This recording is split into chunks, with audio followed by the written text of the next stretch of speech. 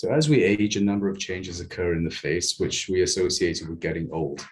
These changes are different in different people, but what is often the most obvious are the changes in the quality and texture of the skin and a general drooping of the facial tissues with gravity. But what is happening under the skin are really complex changes in the shape of the bone, as well as alterations in the volume and distribution of the natural pockets of fat, as well as the stretching of the ligaments that support the soft tissues of the face. So when I perform a facelift, I try and understand the contributions of each of these tissue factors and address them by surgery.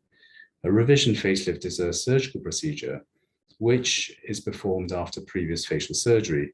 And a patient may want a second procedure if they feel that they've lost some of the benefit of their previous rejuvenating surgery over time, or perhaps earlier if they've not achieved the results which they were expecting.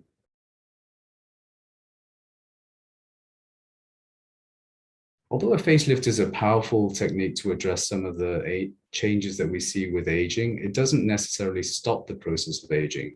So over time, it's inevitable that the changes in the skin, the fat, and the bone will continue to progress. And this may result in a patient considering a second procedure to rejuvenate the face. It's not just the aging process which alters the shape of the face, and many patients will have had non-surgical as well as surgical rejuvenation procedures, such as fillers or fat grafting. And although these interventions can have really good results, it's important to consider them when planning a second facelift.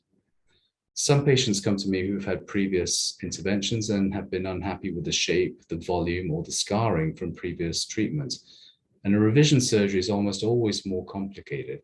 It will take longer, and you have to be much more careful navigating through areas which have been previously operated on. The challenge is to try and achieve a natural result by understanding how the tissues have healed after the previous surgeries and encouraging them to heal in a way which is soft and natural and young.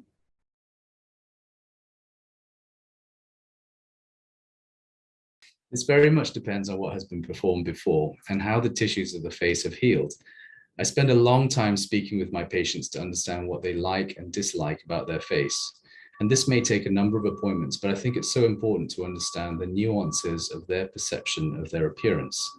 So when it comes to the actual surgery, I have an idea of the challenges in the tissues that I may encounter, as well as a surgical plan to address the changes in appearance that we have worked together on in these consultations.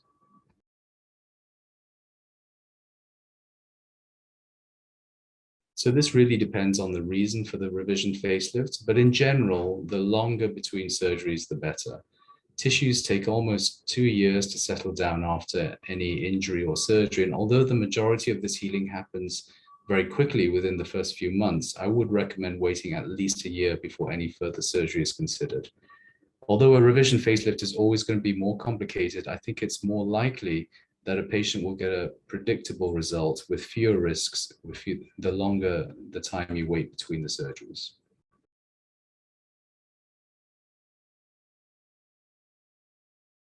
So if you're considering a revision facelift, you should consider seeking a surgeon who has a lot of experience in operating in the face. They should be comfortable navigating safely through the tissues of the face and have a deep understanding of how the tissues will respond to tension and how they will heal. They should also be aware of the variety of potential implants, fillers, and procedures that have been performed before, and the potential problems that these may cause. Finally, they should be able to give you the time and consideration to fully analyze your face to understand your aesthetic goals. There's no single look that works well on everyone, and your surgeon should be able to help you understand what you have in mind to be able to help you achieve that.